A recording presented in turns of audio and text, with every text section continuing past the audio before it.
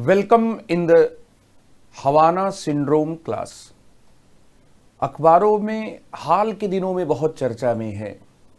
यदि आपको उबकाई लग रही हो, बेचैनी महसूस हो रही हो, सुस्ती महसूस हो रही हो, आंखों के सामने धुंधला धुंधला दिख रहा हो, याद करने में दिक्कत हो रही हो, आप कंसंट्रेट नहीं हो पा रहे हो, एकाग्र नहीं हो पा रहे हो, भयानक सा सरदर्द महसूस हो रहा हो, सर में बहुत प्रेशर लग रहा हो, आपको लगता है कि आप कुछ सुन नहीं पा रहे हैं, बहरे हो गए हैं, आप एक हाई पिच की तेज आवाज सुन रहे हैं जबकि अगल बगल कोई लाउड स्पीकर, कोई म्यूजिक सिस्टम कुछ भी नहीं चल रहा है, तो आप समझ जाइए कि आप हवाना सिंड्रोम से पीड़ित हैं। हवाना नाम क्यों? क्योंकि 2016 में 30 दिसंबर 2016 के दिन एक अमेरिकी राजनयिक ने क्यूबा की राजधानी हवाना में इस तरह के लक्षण महसूस किए थे। 2016 में ही क्यों? क्योंकि क्यूबा से अमेरिका ने अपने संबंध जो है उसी साल के आसपास या उसी दिन के आसपास कुछ महीने पहले बहाल किए थे। हवाना सिंड्रोम जो है वो क्यों चर्चा में है? एक तो है कि ये क्या है, तो क्या है में आपने ये देखा कि इसमें कुछ ऐसे लक्षण व्यक्ति को महसूस होते हैं जो लक्षण किसी भी चोट, हमले, युद्ध, इन सब में आमतौर पर जो सैनिकों को जो लक्षण महसूस होते हैं, जैसे अफगानिस्तान में या इराक में बमबाजी में घायल हुए जो सैनिक थे, तो उनके शरीर पर चोटों के साथ साथ इस तरह का ट्रॉमा, इस तरह की एक मानसिक चीज उन्होंने महसूस की। दरअसल ये जो हवाना सिंड्रोम है, ये दो वजहों से हाल के दिनों में आजकल फिर चर्चा में है। और उसकी पहली जो वजह है वह वजह ये है कि CIA के निदेशक जो थे वे एक गोपनीय यात्रा पर अमेरिका में आए थे और उस यात्रा के दौरान CIA के जो निदेशक थे उनके साथ जो अधिकारी आए थे भारत में, वे हवाना सिंड्रोम से पीड़ित हुए बताए गए। इसके हवाना सिंड्रोम के साथ एक चर्चा में आने की वजह यह है और हाल के दिनों में अखबारों में इसलिए वह चर्चा में है। इसके साथ ही अमेरिका के उपराष्ट्रपति कमला हैरिस जी वे वियतनाम की यात्रा पर जाने वाली थी और वियतनाम की राजधानी हनोई में उनकी यात्रा में पहुंचने के पहले ही वहां के कुछ US जो ऑफिशियल्स थे, वो US ऑफिशियल्स जो थे वे क्या थे, वे हवाना सिंड्रोम से पीड़ित हो गए और इसके वजह से अमेरिका की जो उपराष्ट्रपति थी उनकी जो यात्रा थी वह यात्रा 2 से 3 घंटे लेट हो गई। तो क्यों चर्चा में है? इन दो वजहों से वह चर्चा में है। इन दो वजहों से वह चर्चा में है। इसके साथ ही हवाना सिंड्रोम को लेकर अमेरिका की चिंता क्या है? अमेरिका क्यों इसको लेकर कंसर्न है? तो अमेरिका की जो चिंता है वो चिंता दरअसल इसलिए भी है कि हवाना सिंड्रोम की पहले जो घटनाएं, मतलब हवाना सिंड्रोम के लक्षणों से पीड़ित होने वाली जो पहले की जो घटनाएं थीं, उन घटनाओं में एक अस्थैतिक पक्ष था।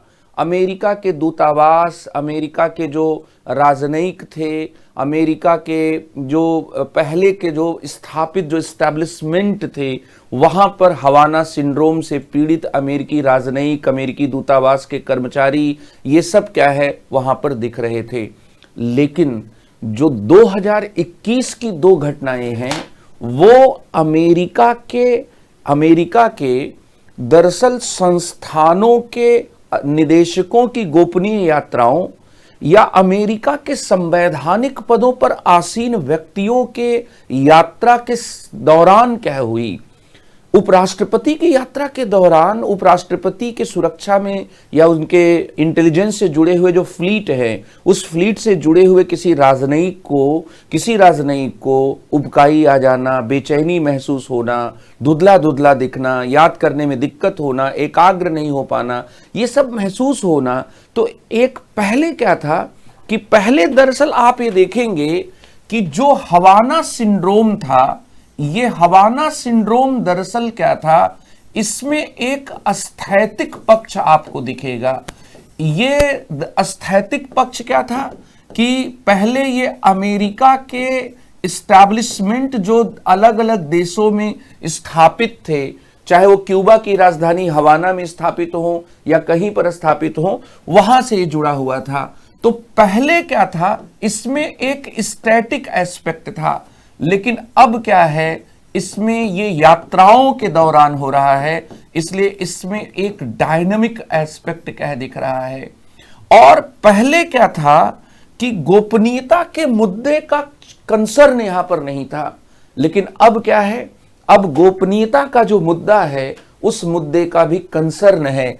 तो यहां पर आप देखेंगे कि पहले किसी संस्थान के प्रमुख की गोपनीयता के, उनकी यात्रा की गोपनीयता का मुद्दा जो था वह उजागर नहीं हुआ था, लेकिन 2021 की CIA के निदेशक बर्न्स की यात्रा के दौरान उनके साथी राजनयिक का या उनके साथी जो अधिकारी हैं, उन अधिकारी का हवाना सिंड्रोम से पीड़ित होना इस बात को बताता है कि अब क्या है, गोपनीयता का भी एक मुद्दा जो है कि जो भी हमला करने वाली या जो साजिश करने वाली जो एजेंसियां हैं, उन्हें इस बात का पता है कि CIA के प्रमुख का दौरा भारत होने वाला है, और इसलिए हवाना सिंड्रोम की 2021 की घटनाओं को अमेरिका के सिक्योरिटी एस्टेब्लिशमेंट के लिए एक चैलेंज के रूप में देखा जा रहा है। इसका तीसरा पहलू है कि हवाना सिंड्रोम से जो अमेरिकी जो है प्रभावित हुए हैं, इस प्रभावित होने की चीज को क्या हम लोग समझेंगे। तो सबसे पहले हमने समझा कि हवाना सिंड्रोम क्या है। हवाना सिंड्रोम एक रहस्यमयी बीमारी है जिसमें ऐसे लक्षण उत्पन्न होते हैं जो किसी बम विस्फोट में घायल हुए सैनिकों के तरह के लक्षण होते हैं। सारे लक्षण, सारे ट्रॉमा उसी तरह के क्या होते हैं। हवाना सिंड्रोम क्यों चर्चा में है 2021 में, वह 2 कारणों से चर्चा में है, ये आपको बताया गया। हवाना सिंड्रोम जो है वह अमेरिका के लिए चिंता का विषय क्यों है, इस बात को भी समझना बहुत जरूरी है कि हवाना जो सिंड्रोम है, यह सिंड्रोम अमेरिका के लिए चिंता का विषय क्यों है। तो अमेरिका के लिए चिंता का विषय एक तो यह है कि हवाना सिंड्रोम की जो घटनाएं हैं, वह घटनाएं बढ़ती जा रही हैं, और 30 दिसंबर 2016 को क्यूबा की राजधानी हवाना में हवाना सिंड्रोम के लक्षणों को अमेरिकी राजनयिकों में से कुछ ने क्या है महसूस किया था। तो हवाना सिंड्रोम से जुड़े हुए जो विभिन्न लक्षण हैं, उनकी शुरुआत 30 दिसंबर 2016 को हुई, और इसके साथ ही हवाना सिंड्रोम के संदर्भ में यहां पर हम देखेंगे कि 2017 से लेकर जो 20 तक की घटना है, इसमें आप देखेंगे कि फिर चीन के ग्वांगजो प्रांत में, साउदर्न एक प्रांत है चीन का ग्वांगजू, इस ग्वांगजू प्रांत में भी अमेरिकी जो इस्टेब्लिशमेंट के कुछ लोग थे, उनको हवाना सिंड्रोम से प्रभावित क्या माना गया। इसके साथ ही उज्बेकिस्तान की राजधानी ताशकंद में भी हवाना सिंड्रोम की जो घटनाएं हैं, उनसे प्रभावित जो लोग थे, वे लोग क्या थे, तो यहां पर ताशकंद में भी ये घटना हुई। इसके साथ ही हवाना सिंड्रोम से जो प्रभावित लोग थे, उसमें रूस की राजधानी मॉस्को में भी कुछ अमेरिकी राजनयिक जो थे, वो इस रहस्यमयी बीमारी के लक्षणों से प्रभावित माने गए। इसी तरह से पोलैंड में भी कुछ अमेरिकी जो राजनयिक थे, वो अमेरिकी राजनयिक जो थे, वे इससे क्या है प्रभावित माने गए। और इसके बाद दुनिया के कई देशों में हवाना सिंड्रोम से प्रभावित जो अमेरिकी राजनयिक क्या है पाए गए। लेकिन 2021 की जो घटना है, ये 2021 की घटना में दो बातें हैं। एक, CIA के जो निदेशक हैं, उन निदेशक के साथ आए हुए या भारत आए हुए एक अधिकारी जो थे, वे हवाना सिंड्रोम से प्रभावित माने गए। और इसके साथ ही हवाना सिंड्रोम से यहां पर आप ये पाएंगे कि CIA के निदेशक के साथ ही वियतनाम की राजधानी हनोई में यात्रा पर गई हुई जो कमला हैरिस थी, वे भी हवाना सिंड्रोम, उनके यात्रा के कुछ देर पहले ही अमेरिकी जो वहां पर अधिकारी थे, वो उसमें से कुछ हवाना सिंड्रोम से क्या है प्रभावित पाए गए। तो पहले जैसा मैंने कहा कि पहले क्या है, हवाना सिंड्रोम के चपेट में अमेरिका और विदेश में तैनात राजनयिक, जासूस, सरकारी कर्मचारी चपेट में आ रहे थे। अब तो सिंड्रोम में उपराष्ट्रपति के फ्लीट से जुड़े हुए लोग, CIA के निदेशक की यात्राओं में शामिल लोग क्या है, ये क्या है ये प्रभावित हो रहे। इसका मतलब बहुत नजदीक, या ये जो घटनाएं हैं वो घटनाएं क्या हैं, वो बढ़ती जा रही हैं। और जैसा मैंने कहा कि विदेश में ड्यूटी कर रहे अमेरिकी राजनयिकों और जासूसों तक जो चीजें स्थिर थी, अब वो क्या है, वो यात्राओं के साथ एक गत्यात्मक पक्ष के साथ भी जुड़ रही हैं।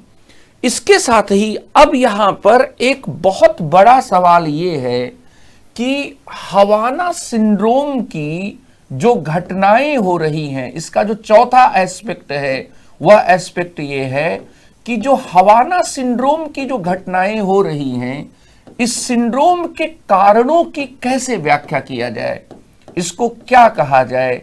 वैसे तो अखबारों में इसे लिखा जा रहा है कि यह एक रहस्यमयी बीमारी है। एक रहस्यमयी बीमारी है किस दृष्टि से? अपने लक्षणों की दृष्टि से यह रहस्यमयी बीमारी है, या अपने कारणों की दृष्टि से रहस्यमयी बीमारी है, या दोनों के दृष्टि से रहस्यमयी बीमारी है? तो दरअसल यह दोनों के दृष्टि से एक रहस्यमयी बीमारी है।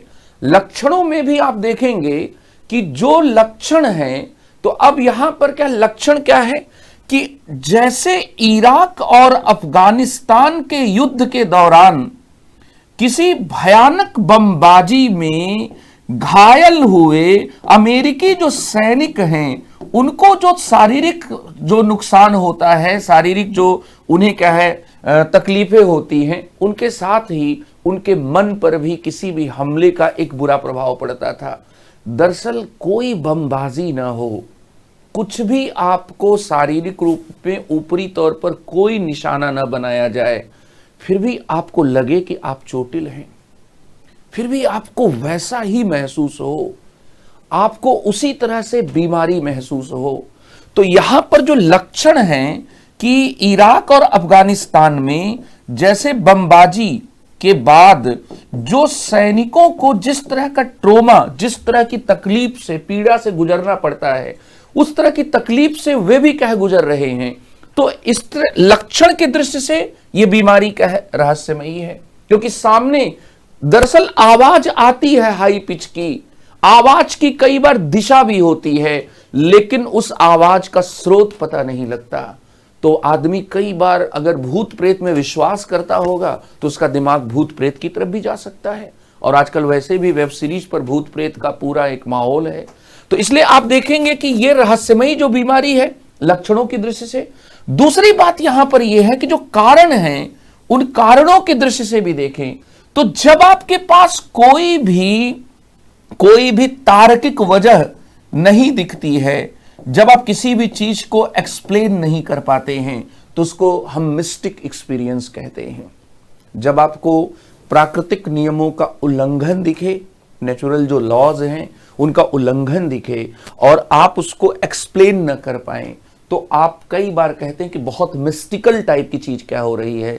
लेकिन अमेरिका जो है हवाना सिंड्रोम की व्याख्या कर रहा है।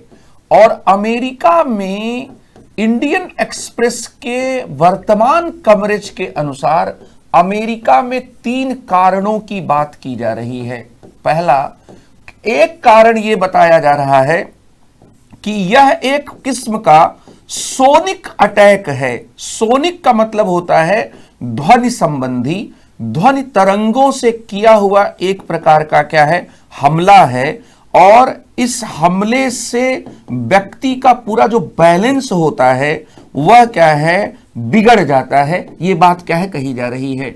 इसकी जो दूसरी एक्सप्लेनेशन की जा रही है उसमें अमेरिकन्स ये कह रहे हैं कि यह दरअसल एक माइक्रोवेव जो होती हैं, माइक्रो जो वेव होती हैं, उसके तरह का हथियार है। उस हथियार से किया गया हमला है। यह माइक्रोवेव वेपन है और एक माइक्रोवेव वेपन यूज किया जा रहा है। एक तीसरी एक्सप्लेनेशन की जा रही है कि दरअसल एक मनोवैज्ञानिक बीमारी है जिसकी कोई वस्तुनिष्ठ वजह नहीं है। चूंकि क्यूबा के मिसाइल संकट के दौर से ही, या हम ये कह सकते हैं कि जब से क्यूबा मिसाइल संकट हुआ है शीत युद्ध के दौरान, जब सोवियत संघ ने क्यूबा में मिसाइल लगा दी थी और उन मिसाइलों का रुख अमेरिका की तरफ था और उन मिसाइलों पर परमाणु बम क्या है, लगे हुए थे। तो आप सोच लीजिए कि एक देश के तौर पर अमेरिकन्स ने क्यूबा को लेकर क्या सोचा होगा। तो क्यूबा अमेरिका के मन में, दरअसल उनकी अमेरिकियों के मन में सामूहिक चेतना के रूप में डर पैदा करने वाला एक अनुभव रहा है। और क्यूबा में जब तक फिदेल कास्त्रो साहब थे तब तक ये डर क्या है, किसी न किसी रूप में मौजूद रहा है।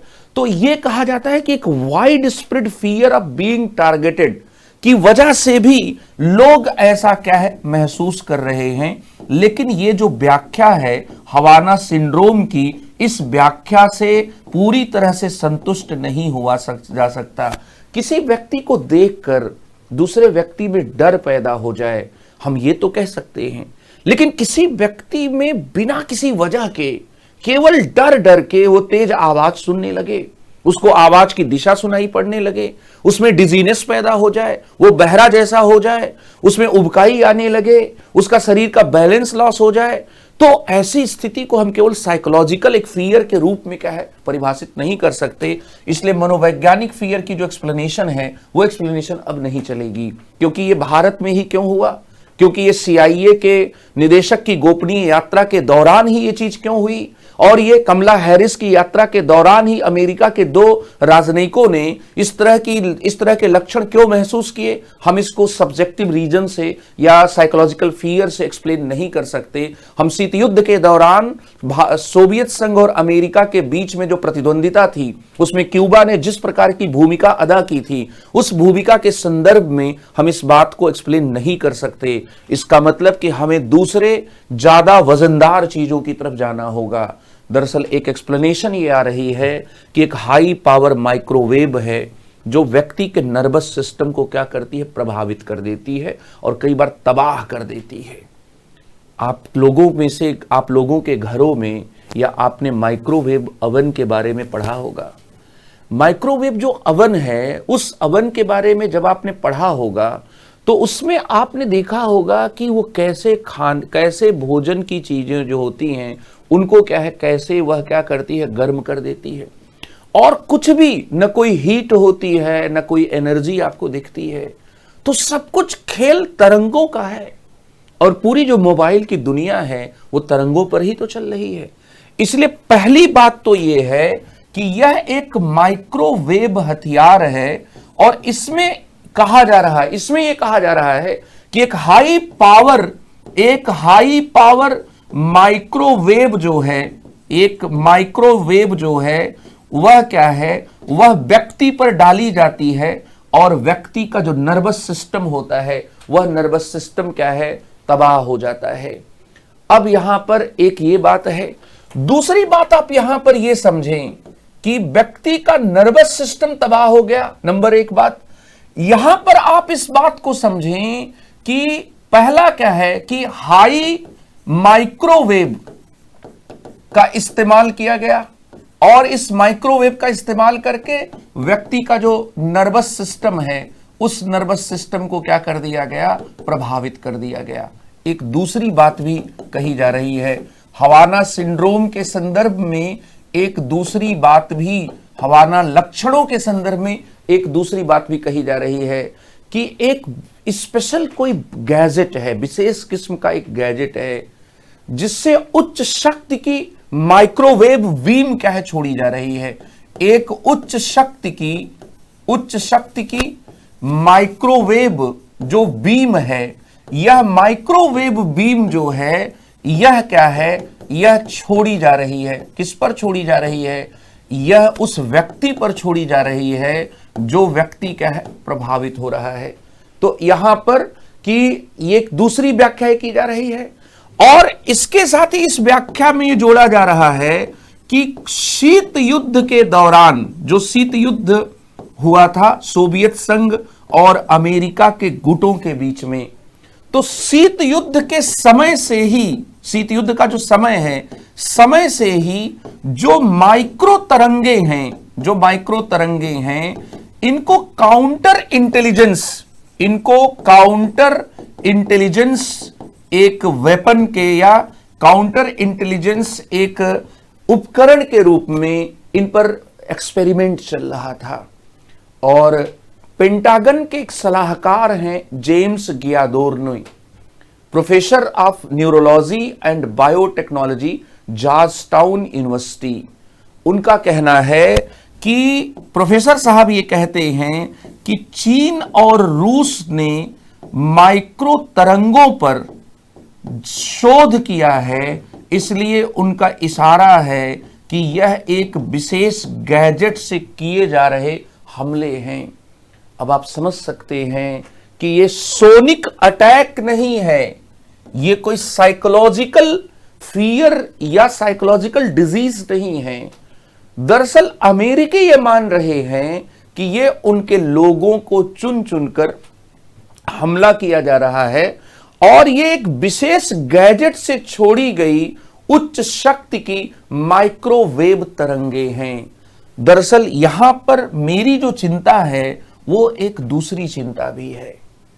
दरअसल यहां आप देखेंगे कि जो हवाना सिंड्रोम है, इस हवाना सिंड्रोम को आप यहां पर अंतरराष्ट्रीय संबंधों की दृष्टि से देखें और आने वाले दुनिया के बारे में क्या आप सोचें, तो हवाना सिंड्रोम जो है यह सामूहिक विनाश के जो व्यापक हथियार होते हैं, जो जिसको हम कहते हैं कि वेपन्स ऑफ मास डिस्ट्रक्शन जो होते हैं, वेपन्स ऑफ मास डिस्ट्रक्शन यहां पर जो होते हैं, जिसको हिंदी में हम कहेंगे सामूहिक विनाश के जो हथियार हैं, WMD जिनको कहा जाता है। सामूहिक विनाश के हथियारों में एक टर्म आपने सुना होगा CBRN। CBRN में क्या क्या होता है? तो CBRN में जो C है वह क्या है? केमिकल है। CBRN केमिकल है। इसके साथ ही यह क्या है? बायोलॉजिकल है। यह क्या है? बायोलॉजिकल है। इसके साथ ही रेडियोलॉजिकल है और इसके साथ ही न्यूक्लियर है। आज दुनिया के पास जो व्यापक विनाश के हथियार हैं उनको 4 तरह का माना जाता है: chemical, biological, radiological and nuclear. और वियतनाम युद्ध से लेकर इराक तक आपने केमिकल वेपन्स के यूज के बारे में सुना होगा कि आपने रासायनिक हथियार जो हैं, इन रासायनिक हथियारों को एंथ्रेक्स के यूज के संदर्भ में आपने सुना होगा। दुनिया रासायनिक हथियारों की विभीषिका को झेल चुकी है। इसके साथ ही दुनिया जो है परमाणु हथियार जो हैं उनकी प्रतिद्वंदिता, उनके प्रसार और परमाणु हथियारों के जापान पर, हिरोशिमा और नागासाकी पर प्रयोग और उनके वर्तमान खतरों को, चाहे वो नॉर्थ कोरिया और साउथ कोरिया के मिसाइल्स के परीक्षण के खतरे हों या फिर तालिबान के साथ पाकिस्तान के संरक्षण में परमाणु हथियारों के पहुंच जाने का मुद्दा हो, या फिर ईरान के संदर्भ में परमाणु हथियारों के विकास का मुद्दा हो। तो हमने परमाणु हथियारों की भी विभीषिका क्या है झेल ली। कोरोना के संदर्भ में इस एक थ्योरी ये भी चीन के वुहान लैब से जो लीकेज को लेकर जो बातें कही गई थी, उसमें कुछ लोगों ने ये बात कही कि कोविड-19 जो है वह चीन के द्वारा विकसित किया जा रहा एक बायोलॉजिकल वेपन था और चीन गलती से इसको संभाल नहीं पाया। इसमें अमेरिका ने भी एक जमाने में अपने जो रिसर्च में क्या है इस या उनके रिसर्च और डेवलपमेंट में अमेरिका ने भी एक जमाने में क्या है मदद की थी। इसके साथ ही अब एक विकिरण हथियारों के दौर में क्या हम पहुंच रहे हैं, और इस बात को कौन सुनिश्चित करेगा कि जो हथियार आज अमेरिकी राजनयिकों पर प्रयोग हो रहे हैं, जो माइक्रोवेव वेपन जो है अमेरिकी राजनयिकों पर प्रयोग हो रहे हैं, जो कमला हैरिस उपराष्ट्रपति के फ्लीट के अधिकारियों पर प्रयोग हुए, जो CIA के निदेशक की टीम के अधिकारी के ऊपर प्रयोग हुए, वो आगे चलकर लोगों पर प्रयोग नहीं होंगे। तो यहां पर विकिरण हथियारों की विभीषिका का खतरा है, और इसलिए हवाना सिंड्रोम जो है एक नए वारफेयर की तरफ संकेत कर रहा है कि अगला जो युद्ध होगा वो तरंगों पर आधारित तकनीक पर होगा, और इन तरंगों पर आधारित तकनीक से जो तबाही होगी वो तबाही पहले की दुनिया की तबाहियों से बहुत भयानक होगी। क्योंकि न्यूक्लियर वेपन और रेडियोलॉजिकल वेपन में बच्चों अंतर होता है। जो न्यूक्लियर वेपन होता है वे क्या है हीट को प्रोड्यूस करते हैं, एनर्जी प्रोड्यूस करते हैं, न्यूक्लियर रेडिएशन प्रोड्यूस करते हैं। लेकिन जो विकिरण हथियार होते हैं, अगर हवाना सिंड्रोम यहां पर विकिरण हथियार है, जैसा कि इंडियन एक्सप्रेस की रिपोर्ट्स यहां पर बता रही हैं, तो नाभिकीय जो हथियार हैं और इसके साथ ही जो विकिरण हथियार हैं, इन नाभिकीय हथियारों और रेडियोलॉजिकल जो वेपन हैं इनमें अंतर होता है। नाभिकीय हथियार जो है इनमें हीट पैदा करते हैं, ये बहुत बड़ी एनर्जी पैदा करते हैं, और इसके साथ ही ये क्या है रेडिएशन पैदा करते हैं। लेकिन जो विकिरण हथियार हैं जिसमें माइक्रोवेव जो वेव्स हैं उनका जो प्रयोग किया जा रहा है, उसमें न गर्मी पैदा होती है न ऊर्जा पैदा होती है, फिर भी आदमी देखते ही देखते बीमार हो जाता है। और अगर ज्यादा इस्तेमाल करेंगे तो वह व्यक्ति क्या है, वह व्यक्ति मर भी सकता है। इसका मतलब कि हम एक क्या है, इसमें हीट, एनर्जी और रेडिएशन तीनों चीजें क्या है प्रोड्यूस होती हैं, तीनों उत्पादित होता है। और यहां पर क्या है, यहां ना तो गर्मी है न तो वैसी ऊर्जा है, लेकिन फिर भी आदमी का नर्वस सिस्टम क्या हो जाएगा, तबाह हो जा रहा है, उसका बैलेंस खत्म हो जा रहा है। इसका मतलब यहां पर बच्चों ये है कि क्या हम एक नए वारफेयर की तरफ बढ़ रहे हैं जिसमें तरंगों का खेल होगा? यस। दूसरी बात है कि क्या दुनिया के सामने वेपन ऑफ मास डिस्ट्रक्शन में एक रेडियोलॉजिकल जो वेपन है उनकी भूमिका या उनकी चुनौती सामने आ रही है? तो अभी तो ये छोटी घटना है, इतनी नकारात्मकता पर हम लोग नहीं जा सकते, लेकिन भारत जैसे देशों को अपने रिसर्च को बेहतर करना होगा, उनको अपने फिजिक्स के डिपार्टमेंट को बेहतर करने होंगे, उनको अपने बायोटेक्नोलॉजी के डिपार्टमेंट को बेहतर करने होंगे, ताकि उनके पास एक ऐसी राष्ट्रीय तकनीक हो जिससे भविष्य में होने वाले इस तरह के वारफेयर और इस तरह के नए वेपन्स ऑफ मास डिस्ट्रक्शन पर अगर माइक्रोवेव वेपन्स का इस्तेमाल किया जाता है तो उन्हें रोक सके। ये है हवाना सिंड्रोम की पूरी कहानी। आप हमें बताएंगे कि उत्कर्ष के आईआर डायरी के इस पहले संस्करण में यह जो आपको एक क्लास पहुंचाई जा रही है, इसमें और आप क्या चाहते हैं। तो पूरी हम लोगों की टीम इसमें सुधार करेगी और कुछ नए पहलू जोड़ेगी और आपके लिए ज़्यादा से ज़्यादा एक उपयोगी, ज्ञानोपयोगी, परीक्षा उपयोगी जो कंटेंट है वह आप तक पहुंचाया जाएगा। बहुत बहुत धन्यवाद।